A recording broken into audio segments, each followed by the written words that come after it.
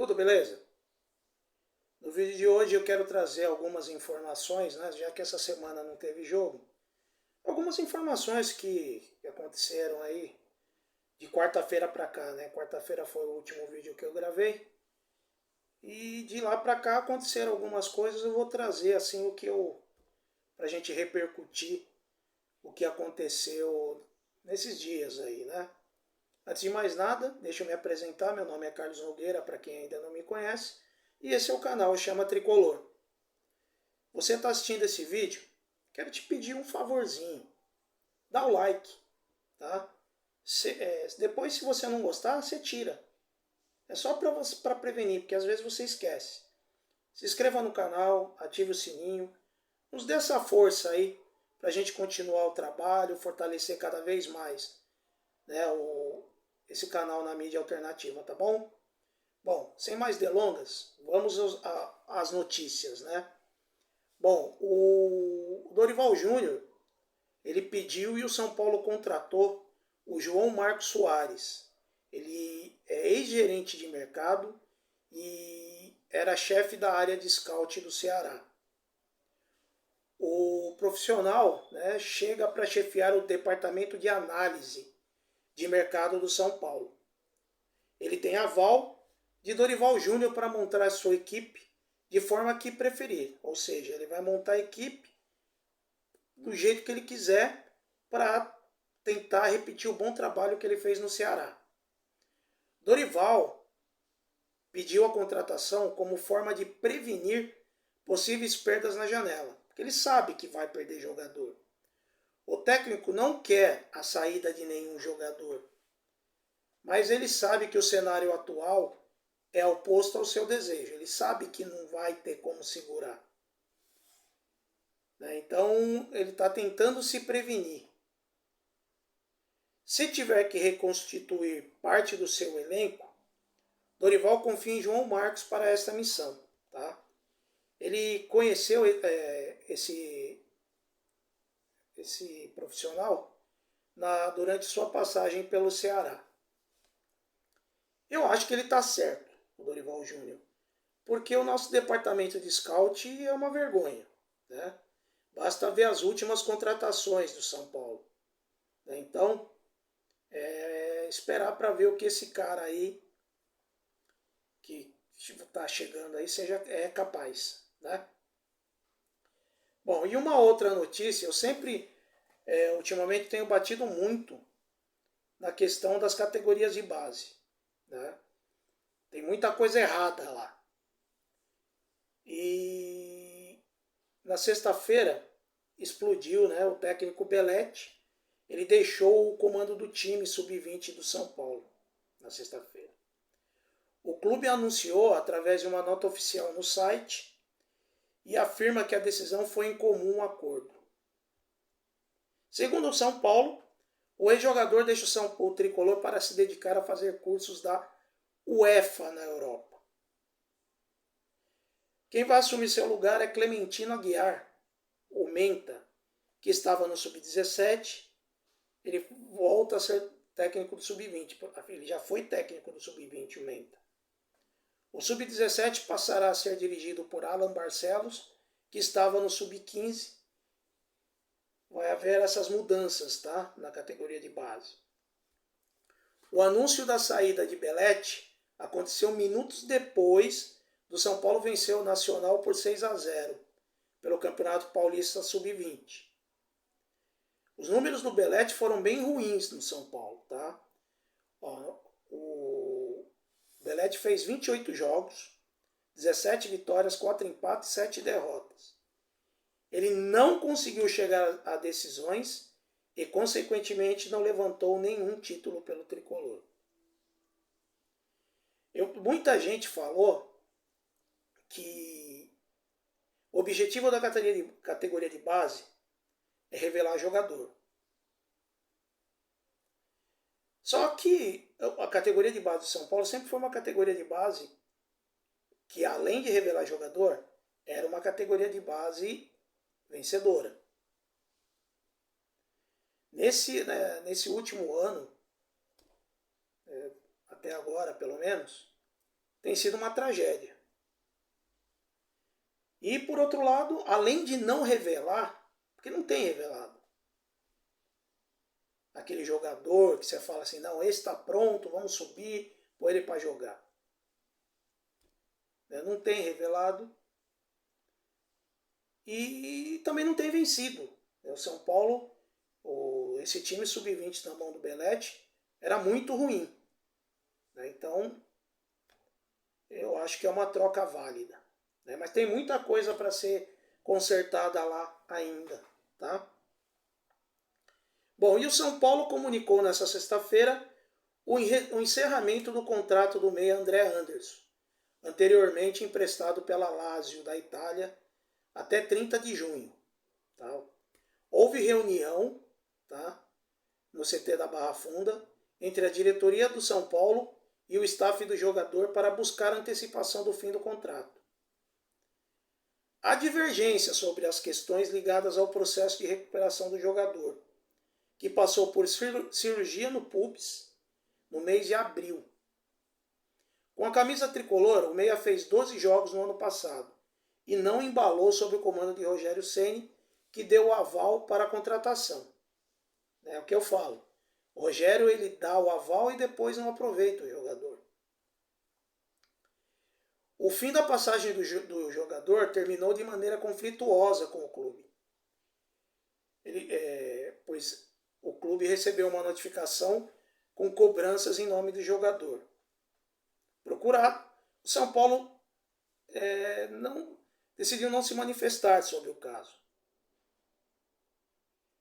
Bom, em nota oficial, assinada pelo jogador, além dos advogados Felipe Rino e Thiago Rino, André Anderson reclamou da postura do clube no processo de recuperação da cirurgia realizada no pubis, inclusive alegando que o clube o impediu de usar as dependências do CT para o tratamento, além de acusar também de ter bancado tudo do próprio bolso. Se tudo isso for de fato verdade, é mais um episódio lamentável envolvendo essa diretoria que está aí. A diretoria do São Paulo hoje beira o amadorismo. Aliás, eu me arrisco a dizer que nem em clube de várzea acontecem as coisas que têm acontecido no São Paulo. São tantas coisas ruins. O próximo assunto que eu vou trazer para vocês também é um assunto que tenta suavizar os problemas. Mas mesmo assim eu acho que não consegue. Tá? Então vamos lá. Em volta, as voltas com mais um problema financeiro para quitar pendências com o seu elenco, que já aconteceu ano passado, o São Paulo culpa, olha só, pelo menos internamente, como responsável pelas dificuldades de caixa, o atraso de Vasco e Atlético Mineiro em pagar por parcelas acordadas no início do ano para as contratações do zagueiro Léo e o atacante Patrick, respectivamente. O clube do Morumbi estaria próximo de completar 3 meses de atraso no pagamento do direito de imagem de parte do plantel. Insatisfeitos, óbvio, os jogadores acertaram com os dirigentes que uma fatia das rendas da bilheteria dos jogos no Morumbi será repassada a eles.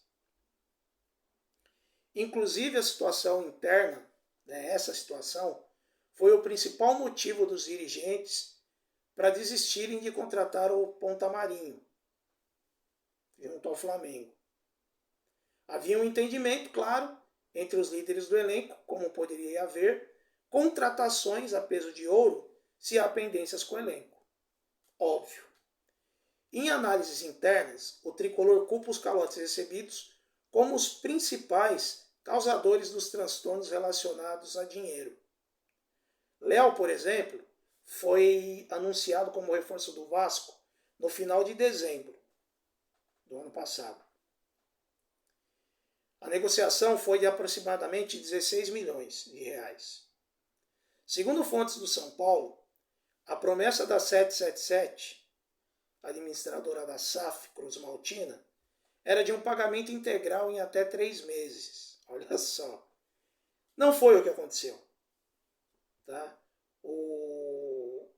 Conforme o que eu apurei, né, o que foi apurado, o São Paulo teria aceitado parcelar o montante em uma reunião com os cariocas, né, mas que nada aconteceu até agora. O São Paulo pediu 900 mil dólares, cerca de 4,3 milhões de reais, até o início desse mês. Mas novamente não houve quitação do valor. Isso em relação ao Vasco. Já com o Patrick, é a mesma coisa. O atacante era titular absoluto do tricolor na última temporada. Acabou se transferindo para o Atlético Mineiro no fim de janeiro por 8 milhões. O acordo seria de pelo menos uma parcela de 1 milhão até o fim do primeiro trimestre, o que também não teria sido cumprido. Fontes da diretoria são paulina falaram que a postura do tricolor seguirá sendo a do diálogo para tentar resolver a situação. Apelam ao bom senso, mas existem alas internas do Morumbi que já querem judicializar as questões. Galera, o próprio São Paulo não cumpre o que assina. Basta ver a situação com o Atlético Goianiense, que deu o que falar. Está devendo as calças para Deus e o mundo. Sei que o Vasco e o Atlético está devendo, mas que moral o São Paulo tem para ficar cobrando? Ah, tem o Botafogo também, né? Que o Botafogo também deve o São Paulo. Mas que moral que o São Paulo tem de cobrar se nem ele cumpre o que ele tem para pagar no mercado? É uma situação complicada. Sei que está errado, né, os clubes, né, o Vasco, o Atlético Mineiro, não terem saldado as suas dívidas junto ao São Paulo. O Botafogo também. Mas, e o São Paulo? Tem feito isso? Com que moral que ele vai cobrar esses clubes? Sendo que vira e mexe tem questão de o São Paulo está devendo fulano, o São Paulo está devendo ciclano. Clube tal, enfim. Deixa aí nos comentários aí o que vocês acham. E o São Paulo entrou de vez na briga para tentar contratar o atacante venezuelano Jefferson Savarino. A oferta gira em torno de 3 milhões de dólares, cerca de 14,5 milhões de reais, que seriam pagos de maneira parcelada com salário dentro do teto do clube e num contrato de 3 anos. O clube aguarda uma sinalização do Real Salt Lake, time que o atacante defende atualmente na MLS. Nos bastidores do São Paulo, existe muita cautela em relação à negociação, porque o jogador tem outras ofertas. Uma delas era do Fortaleza. O que eu fiquei sabendo é que o Fortaleza fez uma proposta melhor que a do São Paulo e mesmo assim não fecharam o negócio. Outro detalhe que eu fiquei sabendo também é que o Savarino, na verdade, ele não quer voltar para o Brasil. Ele está disposto a, de repente, ir para a Europa. São Paulo para ele não é uma opção. E aí já parto desse ponto, né? Se o cara não quer vir, para que insistir? Já parto desse ponto. Segundo, se o time dele já não aceitou a proposta do Fortaleza, que ia pagar à vista, vocês acham mesmo que vai aceitar o pagamento parcelado? São Paulo tentou, o primeiro contato inclusive foi por empréstimo.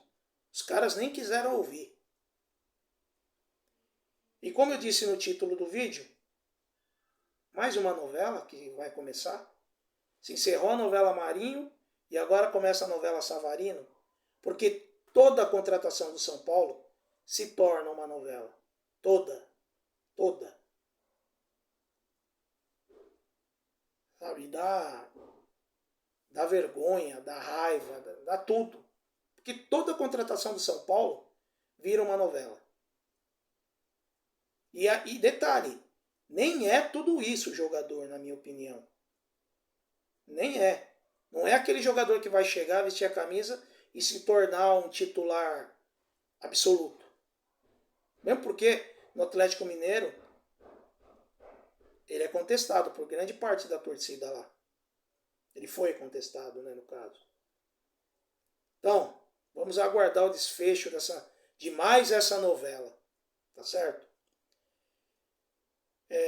Quero convidar vocês agora. Amanhã teremos a nossa live de segunda-feira, né? Às 5h30 da tarde. Espero muito que vocês compareçam, nos dê essa moral, para a gente resenhar, discutir, falar sobre as coisas do São Paulo, tá certo? Vou ficando por aqui.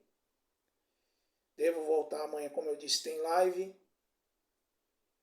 Lembrando sempre que esse é o canal Chama Tricolor, uma chama que arde no peito e jamais vai se apagar. Até a próxima!